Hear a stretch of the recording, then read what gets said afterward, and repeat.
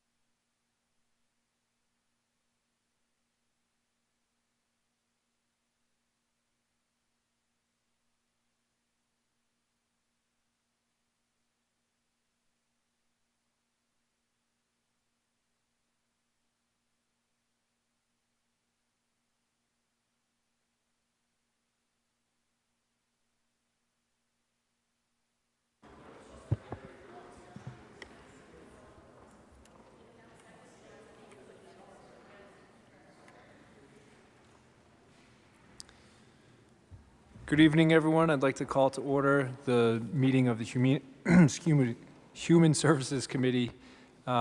This evening, present is myself as chair, Councilor Manning Martin, Councilor Peach, Councilor Rossignol. Sitting in on behalf of Councilor O'Neill is Councilor Gould. Also joining us this evening is Councilor Melville, Councilor McGinn, Councilor Gamache, and Councilor Daigle. Thank you for joining us this evening.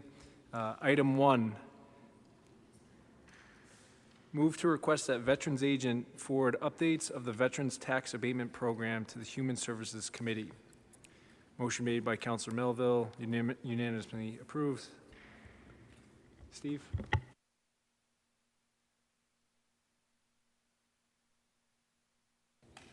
Hi. Good evening, everyone. Thanks for having me. I'll try to be brief. I come before you several times over the past few years. Committee's always been fantastic. Really, everyone in the room is really supportive of our veterans and done many things to help us. So tonight I'm here. The Veterans Driving Program is doing really well. For the viewers at home who may not know, we we have a volunteer workforce. It's really about, I'd say, like 3 to 5 core drivers, so it's not too many people.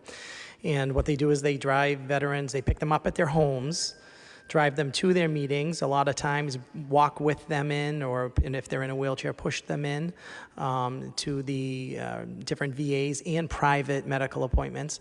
And then what they'll do is wait for them there, and when the appointment ends, usually an hour or two, they'll bring them back to the car, the city-owned vehicles, and they'll drive them back to their door, which this time of year, as things get colder, in the winter, it's really great service. It's usually busy, very busy throughout the year. It's particularly busy right now. We have as many as 2 to 3 rides going out a day. We are servicing people throughout the city of Peabody and Brooksby Village, which is also in Peabody. And it's really helpful. The folks up there in particular in Brooksby Village would be faced with a $40 fee trying to get to their doctor's appointments if it wasn't for the city providing those veterans with the rides. What we faced is in 2021, the rides are so many rides. We have the veterans doing almost triple what the limit is currently set at. So basically, if you drive veterans to the medical appointments, you get a sort of a rebate off of your property taxes. And initially, we set it here at $500, and that was because it was a pilot program. We didn't know, is the whole city going to show up and want to volunteer drive, and really, what are the dollars and cents going to look like? So because it was a pilot program, we did it that way. Now we see it really hasn't happened, the way we thought it could have. It's really a core group of drivers, and they love doing it. But we want to reward them, because last year we had one individual drive would have been worth about $1,500, the amount of time he put in, but we weren't able to pay over the $1,500. And he understood that and appreciated it and kept doing it, but we want to try to reward them for their efforts.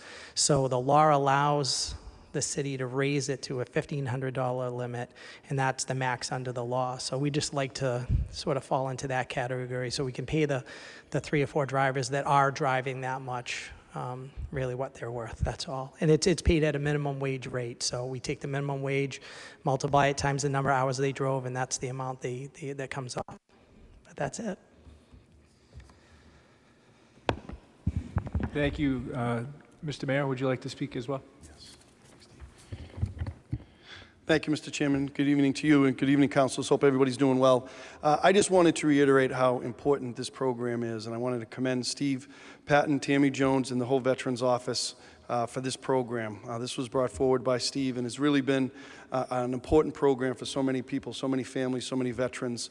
I can tell you that I've received a number of calls and compliments and wonderful messages about what this program has meant for families that are struggling, and it's really something pretty special that we do here in the city. And I think this is a tremendous idea. It has my full support, not only to reward those that core group that Stephen mentioned, but also to maybe entice some other people to volunteer in this way or to assist in this way. I often think of Mike Schultz when we discuss this program, because Mike really gave of himself. Really, even when he was really sick, he was coming in and driving people to the VA hospitals in Bedford and Jamaica Plain, and it's a program that really makes a difference. So if we can maybe get some additional people to support the program in this way and reward those that are really giving so much of themselves, it's pretty special. So I just wanted to speak on behalf of the program, and certainly available to answer any questions, but I really wanted to commend Steve Patton for his work in this regard.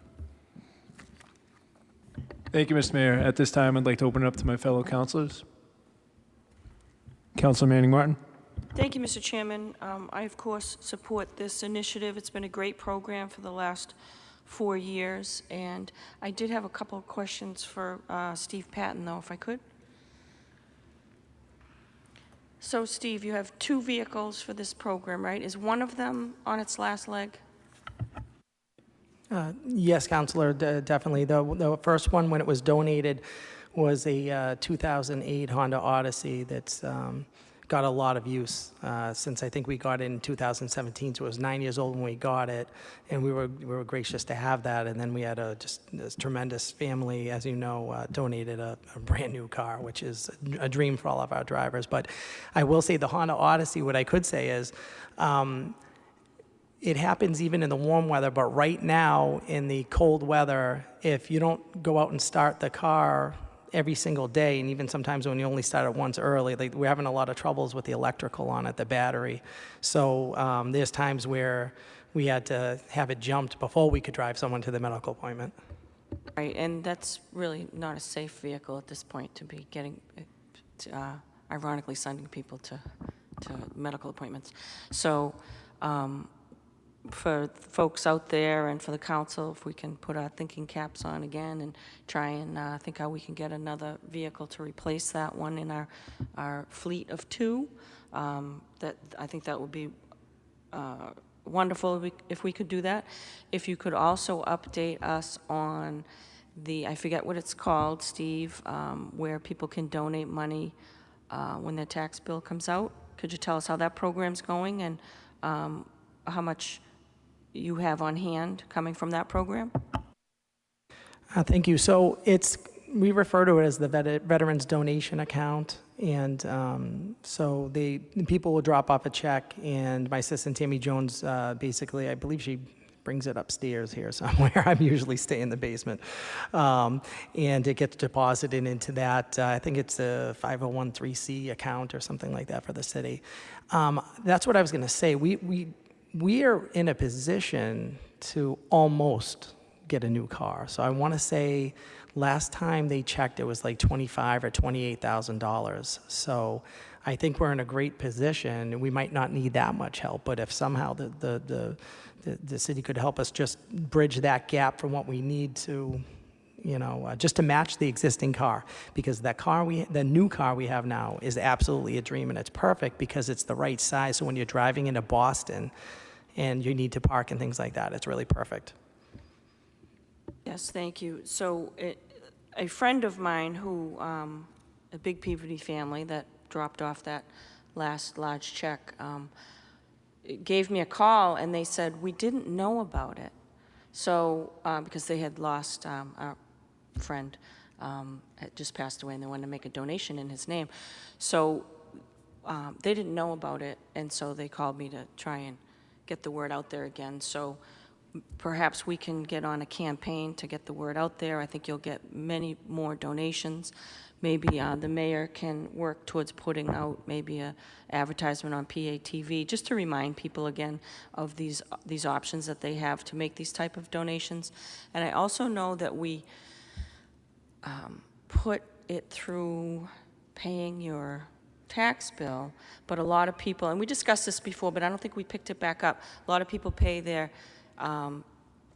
through their mortgage, so they don't see the option there to donate. So if, again, we can brainstorm of getting the knowledge and the information out there to people that it does exist, if we could all kind of get together and generate some ideas to do that, I think you will see much more donations and success for these great programs. So, and again, I want to commend you for everything you do. I never hear anything but great things about you, your staff, and all the positive things that you do for our veterans here in Peabody. And we love our veterans, so we thank you very much for everything that you do. I'll open it up to the floor for others, but I do have the motion in support of what you're asking today. But if other members, I know Council Melville put this into committee, so I will give the floor to him if he so wishes. Councilor Melville? Thank you, Councilor Manning Martin. Thank you, Mr. Chairman. Yeah, I want to echo some of the comments of Councilor Manning Martin on the program. Obviously, I think as a veteran, it's clear that this council and all the elected officials are very supportive of veterans in Peabody. You know, I can say, it's funny, Mayor, I'm glad you brought up Mike Schultz. I was going to mention him as well. You know, it was like 4 straight years when I'd go to my annual appointment at Jamaica Plain. The van, Steve knows this because I've told him this, I would see the van out front, just happened to be that, you know, that time of year. And Mike and I would joke about it. I'd say, it's crazy, you know, seeing you here. The other thing I think is important to realize is the VA has clinics throughout, like Lynn, Causeway Street, and Boston. But where you get most of your treatment is at Jamaica Plain, West Roxbury, and Bedford.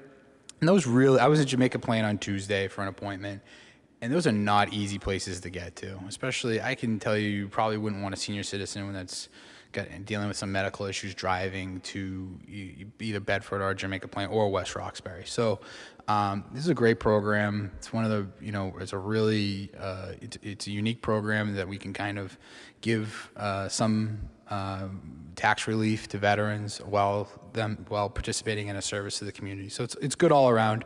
You know, Steve, if there's any updates in this law, you know, I'd ask. I get the same email you get from the VA about updates in laws, but if you ever see anything that would help us enhance this in any way from state law or any advocacy you think we could do to enhance this, just please let us know.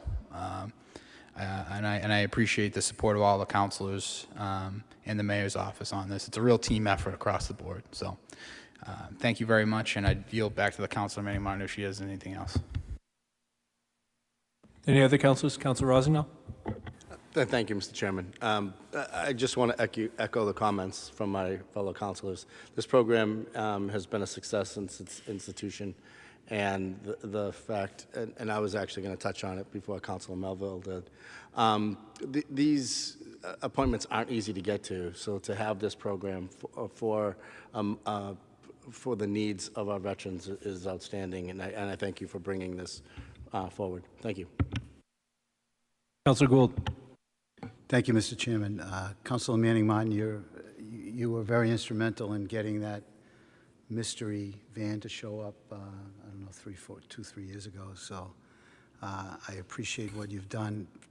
Captain, you mentioned that there is money. Do you know how much a new van would cost? Or Councilor Manning Martin, any idea what? A few years ago, I believe that last vehicle was, I think, 18.5, and then it was wrapped. So somewhere, you know, that was 4 years ago. So I don't know how much, you know, inflation with that would be. So somewhere around probably 23, 24, I would say, without being wrapped. Yeah, if we could get the exact same one, I'm not sure. I know the prices have gone up a lot, and they don't negotiate anymore the way they used to. So, but yeah, that's why we might either be there or just a couple of thousand away. So whatever help we could get, especially going into the winter, it is really a good time. So I can definitely check on the price, and you know, if we have what we need, then we can make a move right now. If we don't, then maybe, you know, we need to try to get a little help just to get us across the line. But before the winter would be fantastic. Thank you, Captain. I'd love to see a little fundraising effort go, even if it's only $20 a person, and maybe we do some kind of collective thinking about it. But I think we have an opportunity to help more people, and I'm all for that happening. So whatever we can do, please, Captain, let us know. Thank you. Yeah, thank you very much. I would say they do have a notation, I think, on the water sewer bill that's gone out. But yeah, if to get the word out even more would be fantastic, because it would really get us where we need to be. Thank you, Mr. Chairman. Mr. Mayor, you're good at robocalls. I know that we really don't want to be calling people and asking them for donations, but I think just the awareness of the program would be helpful, Mr. Mayor. Thank you. Any other councilors? I do have one question for you, Steve. In addition to potentially a new vehicle, how are we doing with drivers? Is there a need for outreach for additional drivers? Could you speak to that? I think there is. We really could use, we don't need a ton more, but another 4 or 5 would put us a little more flush in a better position.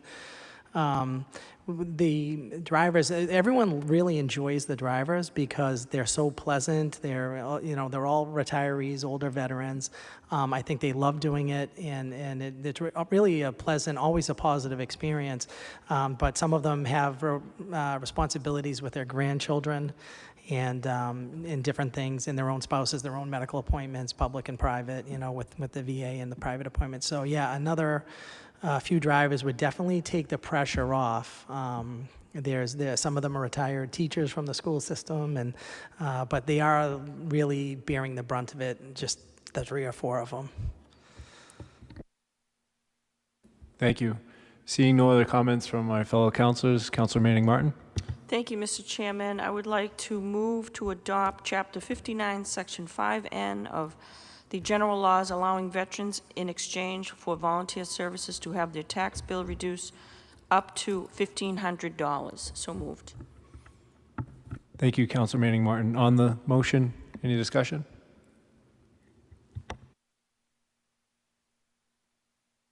Roll call vote. Councilors Gould.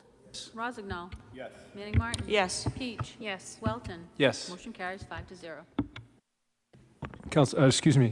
Mayor Betancourt. I just want to thank all the councils for their support and for your words. It was this is wonderful to continue to support this program. And I did want to mention that there's been times where, when we've been short, that Steve Patton has driven in and taken upon himself to do that work, which is pretty amazing.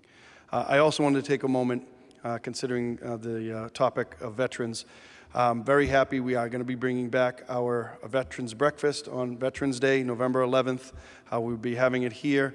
As in years past, we have honored certain veteran groups, World War II, Korean War era, women veterans, and the Vietnam era. This year, we're going to be doing the Gulf War, Desert Shield, Desert Storm, those years.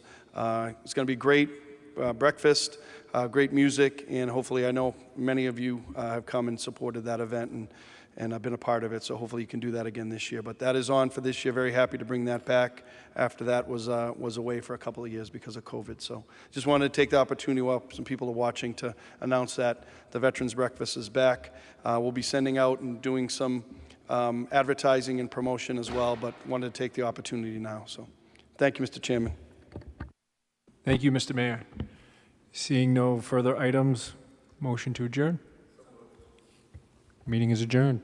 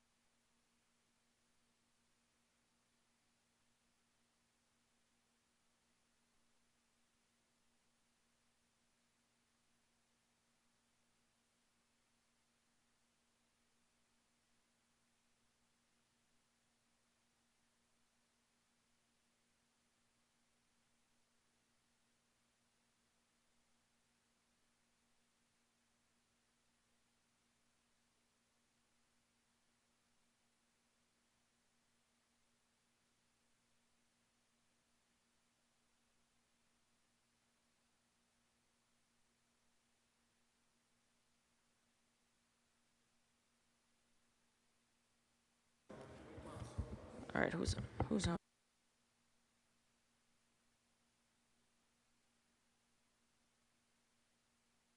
All right, good evening. Is everyone ready for Municipal Safety Committee? Thank you. Good evening. Welcome Thursday evening, September 22nd, 6:30 p.m. For the Municipal Safety Meeting. Myself as chair with members, councilors Gamache, Gould, Rossignol, and Welton are all in attendance, as is most of the full committee.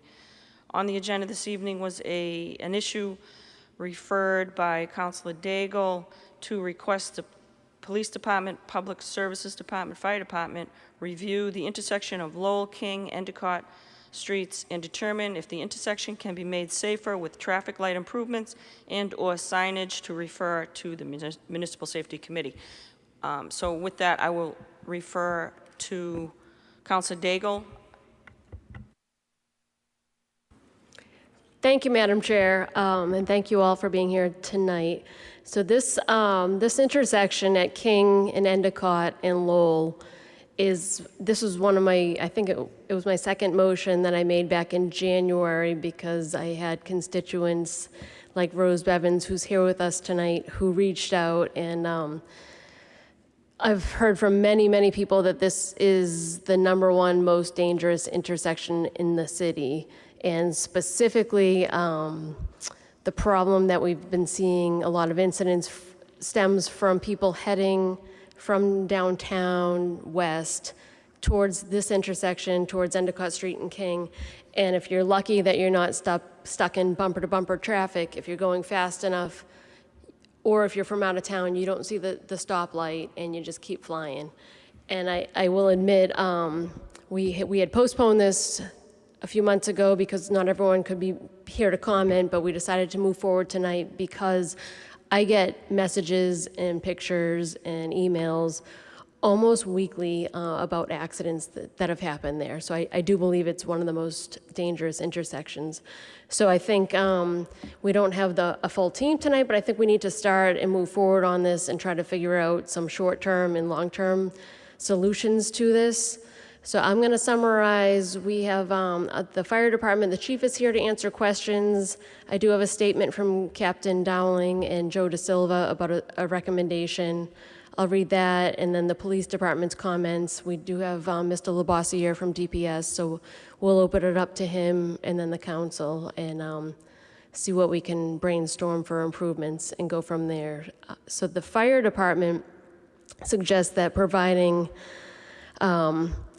moving the traffic light away from the sidewalk using mast arms might help with visibility. The police department echoed that comment and said a little bit of background. This is one of the oldest sets of lights that we have in the city, and totally renovating and redoing that intersection not only is very expensive, but it's very complicated. If you go over there are 3 fire poles on different corners of the street. There's a gas station on one corner. There's an electrical box. So to move and update all of these to improve it is a big deal. So this isn't a simple fix. His suggestions, along with moving the mast arms to come over the street, he thought some alternatives, this is from Captain Richards, would be to install cables across the intersection and install lights on the cables that go across the street. That might be more visible, and or to use more modern, clearly delineated lights. I think a few tweaks have been made from the intersection, such as the left turn lane if you're heading east, and there's a separate lane now you can turn on Endicott Street. This isn't a new thing, but I think it has been an improvement. I think actually Mayor Ted suggested this. So the short-term fixes, and we'll wait to hear from Mr. Labossiere, but there is a tree that kind of does block the light. So if we could prune the tree and get us, and maybe that'll help on the short term, but long term, I think, depending on what we discuss in here tonight, I want to pursue some funding and plan perhaps a traffic study and funding to fixing this long term, because having an accident there every week and having 6 police detail, redirect traffic up and around Ellsworth Street. It's an inconvenience, it's a cost, it's dangerous. We're lucky nothing worse has happened, but I think we need to expedite this before anything does. So I'd like to, if you're okay, Madam Chair, invite Mr. Labossiere and then open it up to my fellow councilors, and then if we're willing, Rose Bevins, who kind of initiated this concern. Sure. If you don't mind, I'm going to open it up to the public. So, Rosemary, if you'd like to come up and tell us your concerns. It's best to hear from the public first than us to speak to the public, in my opinion. Okay, thanks. Hi, I'm Rosemary Bevins, and I live on Augustus Street in Ward 4. I do go down King Street once or twice a day, as does my daughter, in our commute. Twice in the month before I mentioned to Julie, I had the situation of having somebody run the red light, that they didn't see the red light. Pulled out, you do the jam over, and the person's looking at you like, oh my God, I didn't see it. It was really disturbing. I called Julie, but I drove around, and I drove coming west from City Hall. You can't see the red light.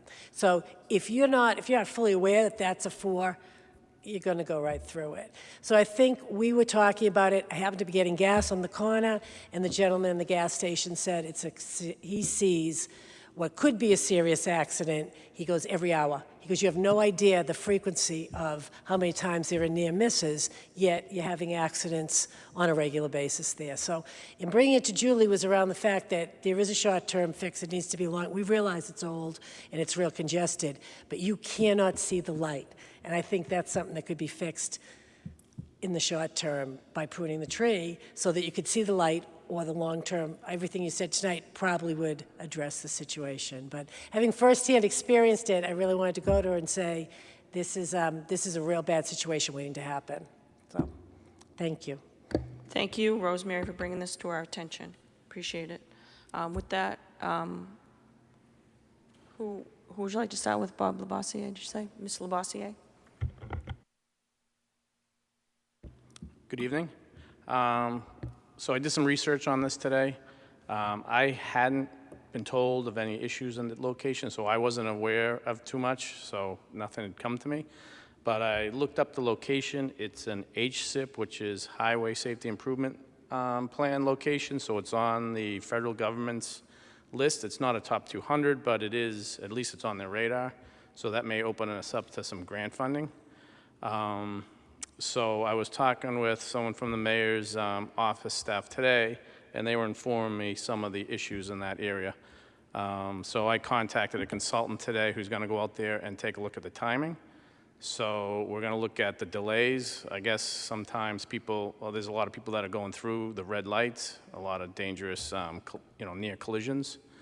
So we're going to look at the timing for that and alter some of the delays between red on each side so that there's more of a delay, so that if you pull out, you're not going to get sideswiped by somebody. I will contact the tree department tomorrow to have them go out and trim those trees. I do know that the development at the old hospital location, the requirement to spend $60,000 to upgrade a lot of the timing and control panels for that. So that will be an improvement. None of the lights in that location meet any of the guidelines, the new guidelines for traffic lights. To put up a mast arm, it's a large foundation, so there's not a lot of room in that intersection to put those up. But we can start the process of, looking at all the different types of ways of putting up new lighting for you. But traffic lights are expensive. It's probably close to $300,000 to redo all the traffic lights in the intersection. But it's a well worth improvement to that area. I'll open up to any questions. Any of the councilors? Councilor Gamache?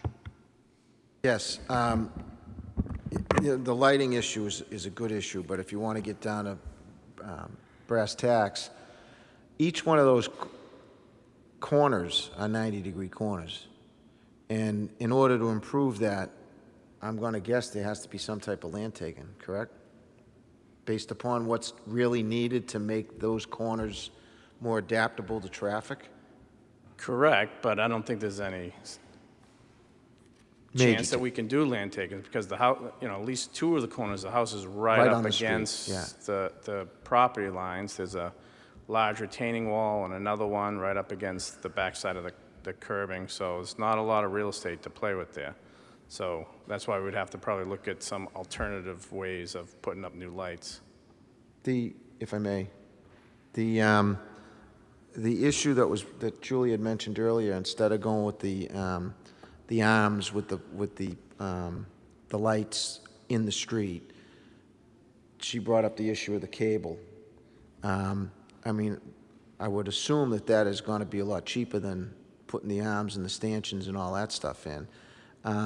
If you could, when you get, some type of understanding of the whole operation that's going to go there, look at the possibility of at least putting a cable for the lights on Lowell Street, heading east and west. I mean, I think that would take away the major crux of the whole thing, because when you're coming down King Street and you're coming up Endicott Street, I think they're pretty aware that there's a light there because they can see it quite easily. But to put a cable with the lights across Lowell Street, I think that would probably be the best solution at this point, and probably the cheapest one as well. But remember, you still need a support pole for the cables. Yes. So that's where the expense comes in. Yeah. Yeah. I mean, you will save money for not having the steel mast arms. Yeah. But it's still going to be a logistical Nightmare. nightmare. But we'll start looking at options for it. All right, thank you. Council Welton. Thank you, Madam Chair. I'm not sure if this is even something that would be discussed, that would have interest in being discussed, but would there be an opportunity to turn that into a one-way street coming down from King so that you wouldn't have that intersection? I mean, I know that's a hotly contested issue, but if we're looking at everything and you're talking about somebody might die at that intersection, I think it should be on the table. You asking my opinion? I mean, we can obviously turn it into one way. That's more of a political issue. Certainly an idea that could be considered, I suppose. Any other councilors? I've got a question. Councilor Daigle mentioned potentially a traffic study, and we have this, it is and it has been the most dangerous intersection in the city for years, and we have it surrounded by 40B large projects, as it was identified before, during, and now after all these 40B proposals and all this new development coming in on JB on King Street. And I believe that part of that 40B process was that they had to provide traffic studies for the JB project. Yep. And also the Endicott Street project, which is just down the hill from King, Endicott, and Lowell Street. This, again, it's like a gauntlet of new development with these 40Bs in this very area. So what did these traffic studies say that would prompt anyone to approve these 40B projects, since it has been and continues to be the most dangerous intersection in the city, that now we're talking about that it's got the oldest set of lights, and it's going to cost, very expensive to fix it. But Council Welton's right, everything should be on the table if we're talking about a potential death at this intersection. I'm befuddled that we're here today talking about looking for a traffic study or short-term and long-term improvements when we knew that this was the most dangerous intersection in the city, yet all this development continues to come, continues to get approved, and continues to make things worse and unsafe, and people will die. So I'm just befuddled that we're even having this conversation, given all the development and all the 40Bs that continues to come, and that we haven't stopped that in an effort to make things safer for our residents and people that travel through the city. So what did those traffic studies say for those developments, for the J.B. Thomas, the Hemisphere, and the Endicott Street project at 40 Endicott Street? They provided traffic studies, yet they passed with glowing votes from the boards to approve 130 units at JB, is that the latest number? And then 68 or so at Endicott Street. And then if you go further down Pulaski Street, we're going to have more development. And we're talking another 500, 700 cars are going to be added to this very area. It's a hot spot. Why did we do what we did? Why did we let all this happen? That's where I'm at. But if you could tell me about those traffic studies, what did they say? So this traffic study for the hospital, that's where the $60,000 came from. They suggested the upgrades to the timing and the controller hardware for the intersections. That's what that traffic study came up with. So it was a traffic study that recommended timing changes to the tune of $60,000 to offer improvements, mitigation, or whatever we want to call it, yet you said it was probably $300,000 to put in the type of lights that would meet today's standards? Did I get that right? You got that right? Thought so. Thank you. What about Endicott Street's traffic study? What did that prove or disprove? I don't know if there was one. I'd have to go back and check Endicott's. Thank you. Does any other councils have any questions for Ms. Labossiere? Thank you, Mr. Labossiere. Who would you like next? Councilor Daigle. Thank you, Madam President. I think the problem with the traffic studies is they're all isolated and associated with separate projects, and now we're kind of integrating, and the timing was different. So now we want to try to coordinate and work together and consolidate and make sure it incorporates all of these projects that may or may not be happening. So hopefully, if they are happening, they can contribute to any of this cost. But it sounds like there is going to be a cost, and thank you, Mr. Labossiere. Maybe there is some funding. So I would like to, if he can pursue everything that he mentioned, I'd like to continue this and do some due diligence with funding, meeting with community development, DPS, the mayor's office, and seeing what the next steps are, because I do think this has to be addressed immediately. Thank you. Councilor Rossignol? Thank you, Madam Chair. Through you to Bob Lavoisier, one person to reach out to may be World Tech. Through our discussions during a Main Street meeting when we were talking about Central Street, one of their ideas or one of their thoughts was, because this is such a dangerous intersection, that this may be grant funded as a project that they may look into. So I know that they had mentioned that in the past. So that may be a group to reach out to see if that's something that they would still be interested in. Yeah, there's several grant opportunities Right. that we have, so we will pursue those, yeah. Okay. But there are a lot of new ones now that have come out just recently, so we will definitely pursue it for this intersection. Perfect. Thank you. Yep. Thank you, Mr. Labossiere. Councilor Daigle, do you have anyone else you'd like to present on this that's here tonight?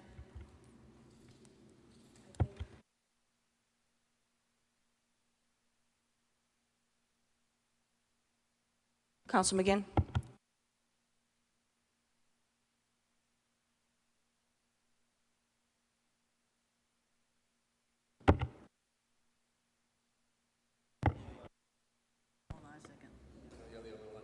Justin?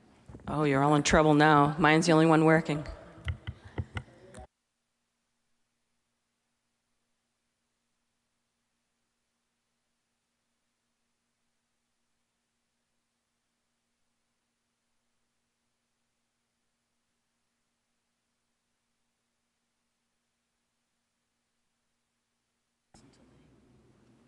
Anybody? Peter, is yours working? No. All right, we'll take a 2-minute recess. Thank you.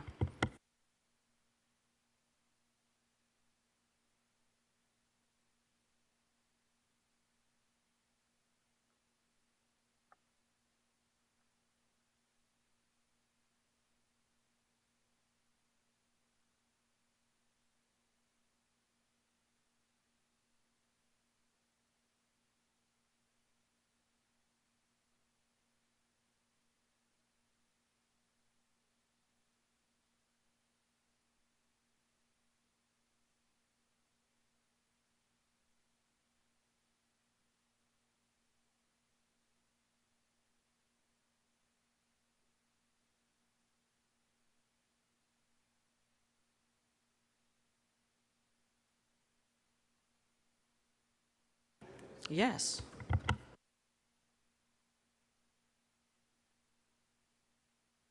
And I'm fine with that.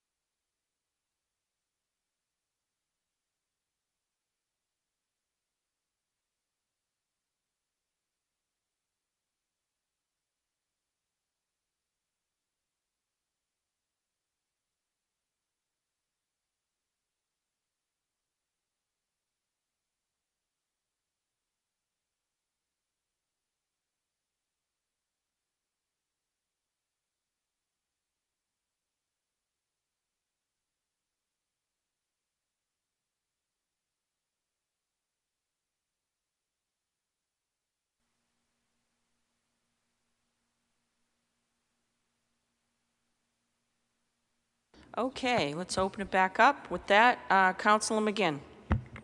Thank you, Madam Chairperson, members of the committee. Appreciate the opportunity to speak very briefly. Through you to Director Labossiere, I just wanted a clarification on one of the acronyms he threw out on the federal program. Mr. Labossiere? I'm just looking for a clarification on one of the acronyms you threw out there on the federal listing. I think you said something like HSIP or something. I just want to make sure. Yeah, HSIP, Highway Safety Improvement Program. Okay. And that's different than the TIP. That's different than the... Right, HSIP is it just gives you locations of dangerous intersections. It's what the government uses for funding of ranking projects. So the opportunity there is to focus it narrowly on the intersection versus the TIP would be more inclined to fund the entire corridor, right? Right, I mean, if you had an HSIP location within your TIP project, it helps score higher. Does that make sense? It does. Okay. But does the HSIP alone qualify you for any funding? Sure, or- small grant fund options, absolutely. There's several of them that we're looking at today. And these newer programs that you're referring to, are these infrastructure things from the federal spending? that we've Correct, seen? yeah, it's born out of that program. Great, I appreciate the clarification. You got it. Thank you, Madam Chairperson. One other thing, through to Councilor Daigle, just from a historical perspective, that left turn lane onto on Lowell Street on Endicott, that was a big push for Rep. Walsh while he was Councilor at Large in his last term here. He pushed for that. That was a pet peeve of his, that lane didn't exist. So just want to give credit where credit is due on that. He was instrumental in making that happen. Thank you, Madam Chairperson. Thank you. Any other comments from my colleagues? Being none, motion to adjourn.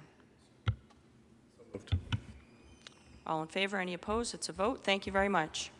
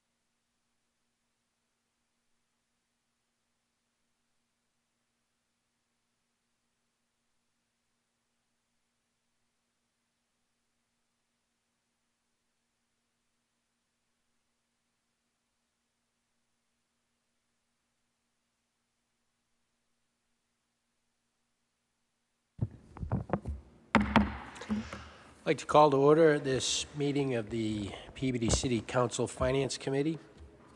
Present for the committee this evening are Councilors Gamache, Gould. Councilor Manning Martin is going to recuse from this meeting due to one of the items on the agenda, which is a transfer of fund related to the fire department. So sitting in for Councilor Manning Martin will be Councilor Rossignol, and sitting in for Councilor Turco, who's absent this evening, will be Councilor Welton. Also present this evening, Councilors Peach, Daigle, and Melville. We have two items on the agenda this evening. First item, transfer fund fire salaries in an amount of $171,869 and fire overtime in an amount of $42,981. Mr. Mayor. Thank you, Mr. Chairman. Good evening to you. Good evening, councilors. Again, hope everybody's doing well. Typically, Finance Director Mike Gingras would be here today. He is off today, but I didn't want to postpone this meeting. I wanted to move forward to hopefully get the votes in order to take care of this issue for the Peabody Fire Department. I'm very pleased to announce, and I know many of you already know, we were able to negotiate, I think, a very fair contract with the Peabody Firefighters Union. It was done over the course of time, and I appreciate the work that Union President John Brophy and his team did. We were able to strike a very fair deal, and this year the firefighters were the very first unit of the city to reach a settlement. Since then, we've been able to reach settlements with the Peabody Police Patrolmen's Association, Unit A, our teachers, Unit B, our paraprofessionals, and some other smaller units. Part of the agreement was that there would be a retro payment for the fiscal year 2022. That is what we're here for today. We do have an agreement on a 3-year deal that started July 1st moving forward. There's some work still being done on calculating the numbers based on the new contract, so it's taking us a little bit of time because there were a number of major changes made to this contract that we negotiated. So that's taking a little bit of time, and we're probably going to be working with the union on some of those numbers to make sure we have that up to date. This tonight is just for the retro for, again, fiscal year 2022, which would run from July 1st of 2021 to June 30th of 2022. This is a 2% increase to their wage, and I'm bringing that forward today for hopeful approval. Like we've done with a number of other union contracts, we've had these with police, our Unit A and Unit B teachers, and a number of other units. I believe we still have a couple of smaller AFSCME units that still have to that we're still negotiating with on new contracts that would come up, potentially another retro that I'd bring forward. But this gets our firefighters caught up until July 1st of this year, 2022. There's still some more work, so I hope the firefighters give us a little bit more time because of the important changes we made that I think are very beneficial to the department and show the appropriate respect that I think we all deserve for the work that all of you have done. Firefighters have had it as hard as anybody the last few years. But it's going to take a little bit more time because of the major changes. So we're working on that. So I anticipate that there'll be another retro payment coming, possibly 2, to get them caught up from July 1st of this year to get them current, up to date. So that'll be a little bit more time on that. But this gets them caught up to July 1st of this year. Happy to answer any questions, Mr. Chairman, or field any questions. Thank you, Mr. Mayor. Questions from the committee? Questions from other councilors? Seeing none, what is the will of the committee? Councilor Gould.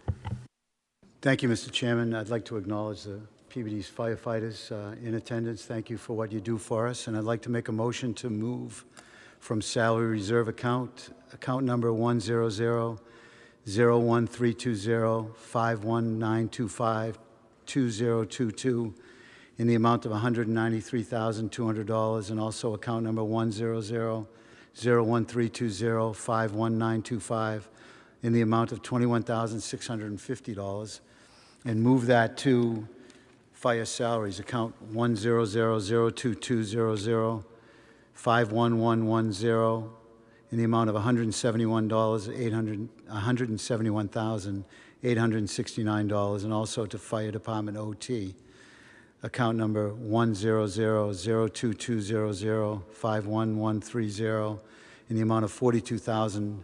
$981 for a total of $214,850, Mr. Chairman.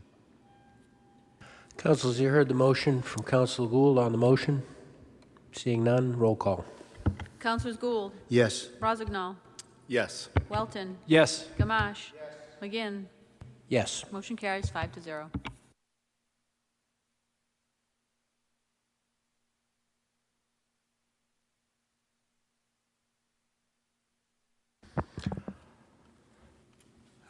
Second item on the agenda is a transfer of funds, cable fund expense, in an amount of $18,021.67 and $4,004.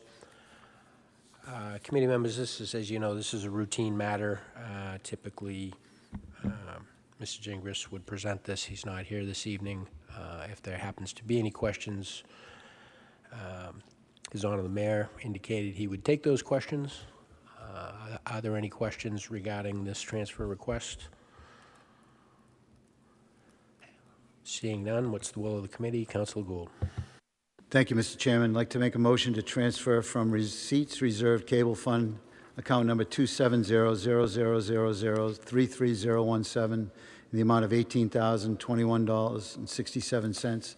Also, account number 270-0000-33017, in the amount of $4,004.82, and transfer to the Cable Fund expense, account number 270-0000-53007, in the amount of $18,021.67, and also account number 270-0000-53007, in the amount of $4,004.82. So moved, Mr. Chairman.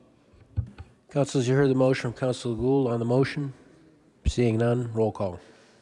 Councilors Gould. Yes. Rozignol, Yes. Welton. Yes. Gamache. Yes. McGinn.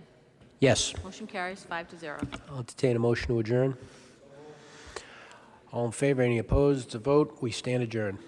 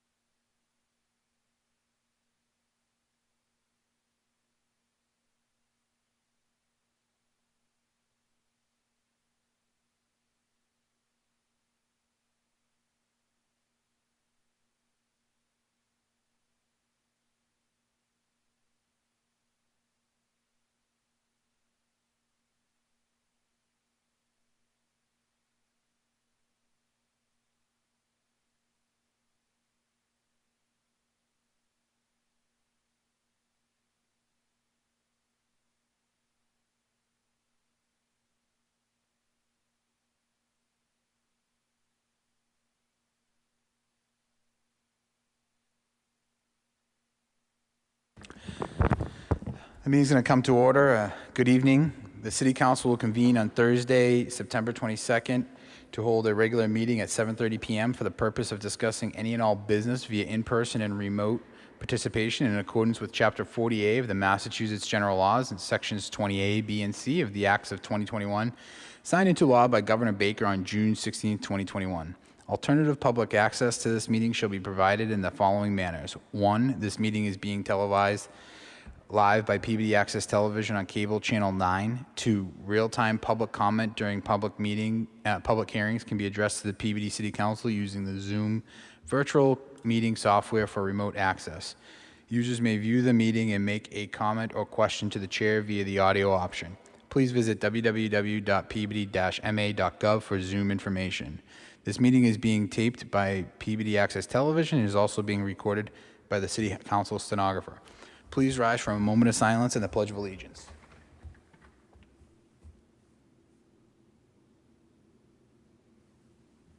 I pledge allegiance to the flag of the United States of America, to the republic for which it stands, one nation, under God, indivisible, with liberty and justice for all.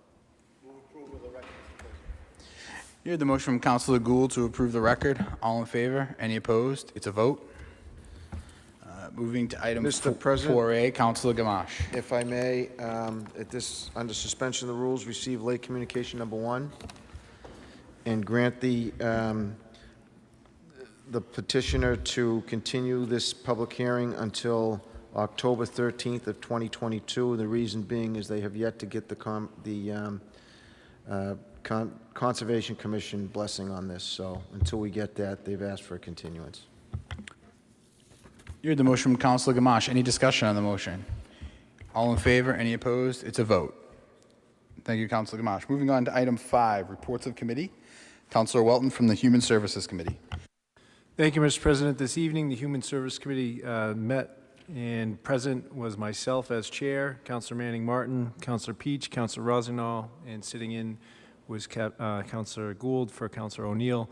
Also present was Councilor McGinn, Councilor Gamache, Councilor Daigle, and yourself, Councilor Melville. This evening, we had a meeting to follow up on a request made from Councilor Melville that the Veterans Agent forward updates of the Veterans Tax Abatement Program to the Human Services Committee. And Veterans Agent Steve Patton was able to join us this evening and discuss a veterans shuttle service that is currently being provided through his office. The request was to allow for an additional increase for a tax abatement program for those volunteer drivers, many of which are retired veterans. Also discussed this evening was Councilor Manning Martin had raised a question with Veterans Agent Patton regarding the condition of the vehicles that are used by that program. It was brought to light that there is one vehicle that is in dire need of service and will most likely need to be replaced. The committee asked Veterans Agent Patton to do some further investigation as to how much money he may need to acquire a new vehicle. That led to further discussion about potential fundraising opportunities to assist with those efforts. Through that discussion, the Veterans Agent Patton had also wanted to underscore that citizens of Peabody can make donations to a 501c3 account that has been set up for veterans, and those donations can be made through their tax bill, also can be made through water and sewer bills as well. Additionally, he had requested that if there are retired veterans within the city of Peabody that are interested in driving, they are looking for 4 to 5 additional drivers. And then the mayor's remarks were that November 11th, the Veterans Breakfast will be returning once again this year, and forthcoming advertisement will occur. At that point, Councilor Manning Martin made a motion to adopt Chapter 59, Section 5N of Massachusetts General Law, allowing veterans in exchange for volunteer services to have their tax bill reduced to an amended amount up to $1,500. At that point, we voted, and the motion was approved unanimously, and I now bring that forth to the council for consideration. Thank you, Councilor Welton. You heard the motion from Councilor Welton. Any discussion on the motion? Seeing none, roll call vote, please. Councilors Gould. Yes. Rozignol. Yes. Manning Martin. Yes. Peach. Yes. Welton. Yes. McGinn. Yes. Gamache. Daigle. Yes. Melville. Yes. Motion carries 9-0. Councilor Welton. That concludes the hearing, the report for the Human Service Committee hearing. So moved. Thank you, Councilor. Moving on to the Municipal Safety Committee, Councilor Manning Martin. Thank you, Mr. Chairman. Present this evening in the Municipal Safety Committee, chaired by myself, were also Councilors Gamache, Gould, Rozignol, and Welton. The item on the agenda was the traffic and safety issues at the intersection of Lowell, King, and Endicott Streets, put forward by Councilor Daigle to be reviewed. We did have a member of the public giving a resident's perspective of the safety issues at that intersection. Rosemary Bevins of Augustus Street, again, gave a resident's perspective, pointing out the visibility issue with the light, that it just can't be seen, and something needs to be done as soon as possible to fix the visibility issue. With that, through Councilor Daigle, the fire department had some recommendations about moving the traffic light. The police department, again, through Councilor Daigle, noted that the oldest set of lights in the city, and to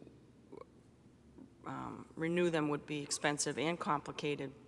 They did offer some suggestions about moving the arms and cables, again, to address the visibility issue. The issue of tree pruning was mentioned that might offer a quick, short-term solution to address the fact that the drivers cannot see the light in coming up to the intersection coming from one direction. Mr. Labossiere, Bob Labossiere, the Director of Public Works, addressed a lot of these issues, pulled a lot of things together, and is coming up with some short-term and long-term solutions to include grant funding possibilities to address the timing and delays, and he's also going to reach out to the tree department to immediately take care of trimming the trees in that area. And the subject of this matter, given that we need a long-term solution, will remain in committee. So that is a report of progress, Mr. Chairman. Thank you. Thank you, Councilor Manning Martin. Moving on to the Finance Committee, Councilor McGinn. Thank you, Mr. President. The Finance Committee of the Peabody City Council met earlier this evening. Present for the committee were Councilors Gamache, Gould, sitting in for Councilor Manning Martin, who recused herself from this meeting due to the subject matter of one of the items relating to the fire department. Her brother serves on the fire department. Sitting in for Councilor Manning Martin was Councilor Rozignol, and sitting in for Councilor Turco was Councilor Welton. Also present this evening were Councilors Peach, Daigle, and City Council President Melville. We had two items on the agenda. First item was transfer of fund fire salaries in an amount of $171,869 and fire overtime in an amount of $42,981. This was presented to the committee by His Honor the Mayor with an explanation that the transfer request was to cover the retroactive payment totaling $214,950 for the fiscal year 2022 portion of the 2% cost of living salary adjustment for all members of the fire department, Local 925, and the fire chief. With that, there was a motion made by Councilor Gould as follows. Move to approve transfer request salary reserve account number 10001320519252022 in an amount of $193,200, and account number 1000132051925 in an amount of $21,650. To fire salaries account number 1000220051110 in an amount of $171,869, and fire overtime account number 1000220051130 in an amount of $42,981. Mr. President, that motion passed the committee unanimously, and I now bring it for consideration of the full council. So moved. You heard the motion from Councilor McGinn. Any discussion on the motion? Seeing none, roll call vote, please. Councilors Gould, Yes. Rozignol, Yes. Peach, Welton, McGinn, Yes. Gamache. Yes. Daigle, Yes. Melville. Yes. Motion carries 8-0. Councilor McGinn. Thank you, Mr. President. The second item on the agenda was a transfer fund request, cable fund expense, in an amount of $18,021.67 and $4,004. This is a routine matter whereby funds that are brought in by cable providers, in this case RCN, are transferred to the city that are earmarked for Peabody Access Television.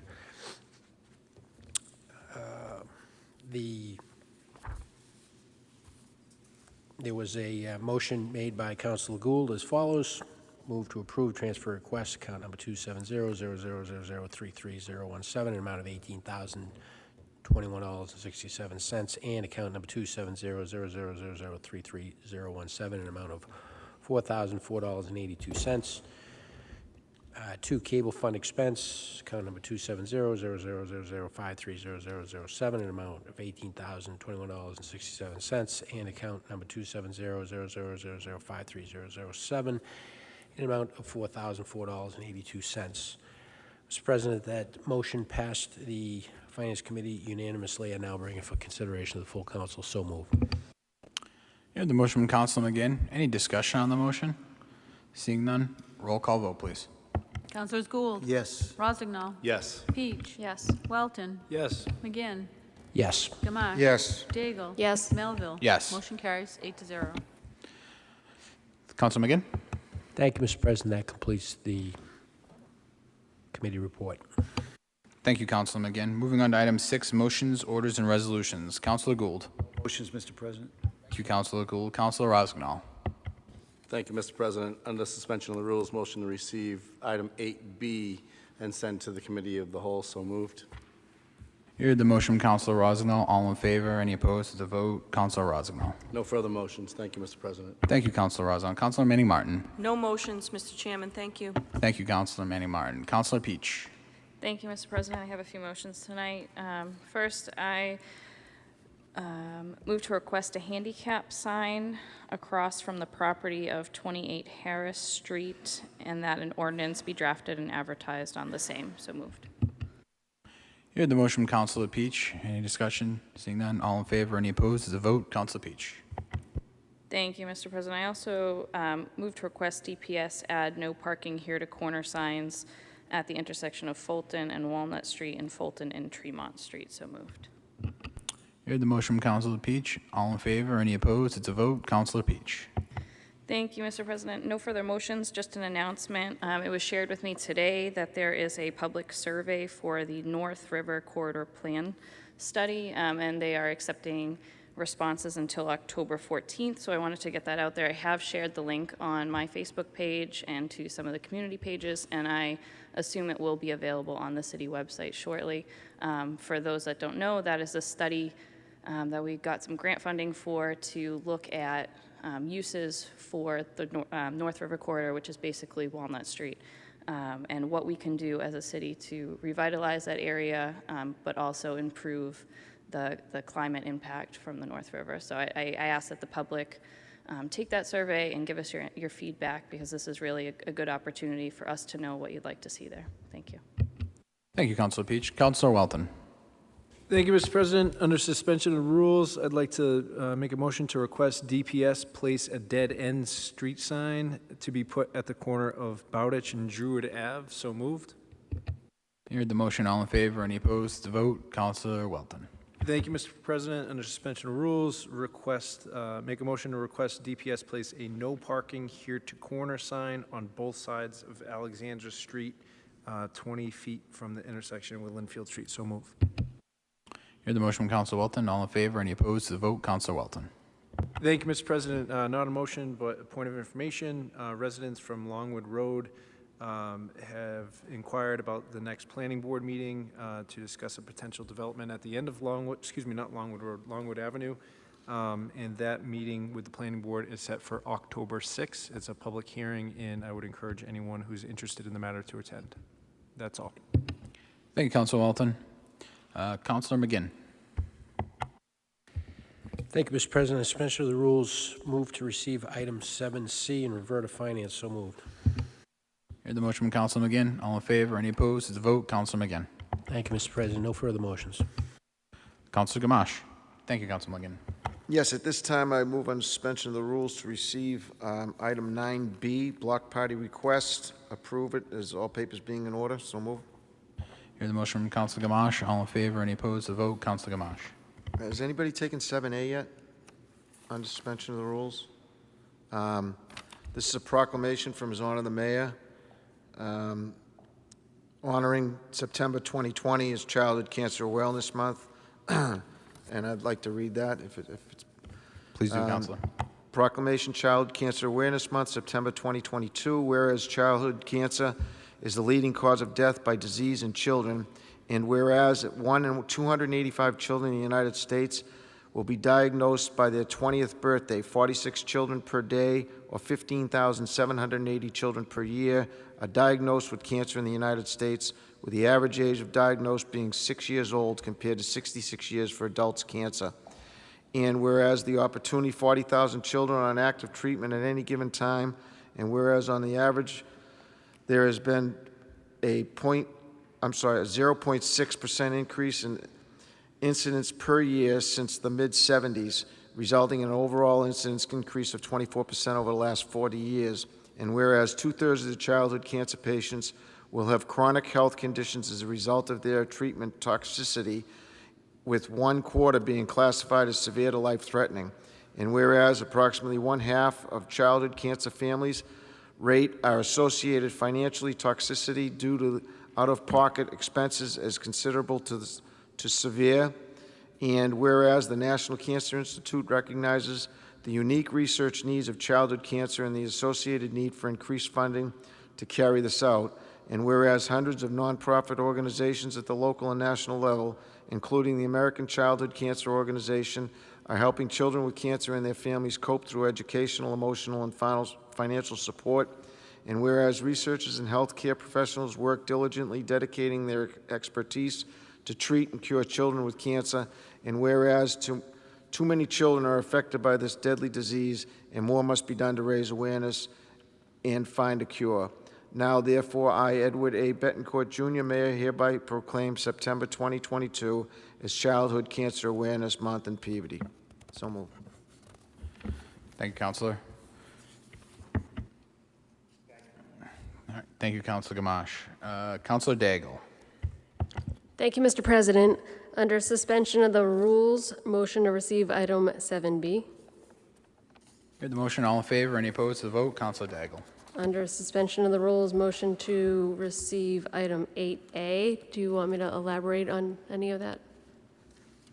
It's a communication or notice of filing just for the public of public and evidentiary hearing and request for comments from the Massachusetts Municipal Wholesale Electric Company, DPU 22-124. The information is on our public records if people need more information. Heard the motion from Councilor Daigle. All in favor? Any opposed to the vote? Councilor Daigle. Under suspension of the rules, motion to receive item 8C. Heard the motion. All in favor? Any opposed to the vote? Councilor Daigle. And motion to receive and approve item 9A, a banner from St. Vasilios Greek Orthodox Church, subject to all papers being in order. Heard the motion from Councilor Daigle. All in favor? Any opposed to the vote? Councilor Daigle. No further motions. Thank you. Just one scheduling item from me. October 11th will be the next committee of the whole to discuss the charter. October 11th. So we'll be sending out some information on that. That being said, I'd entertain a motion to adjourn. We are adjourned.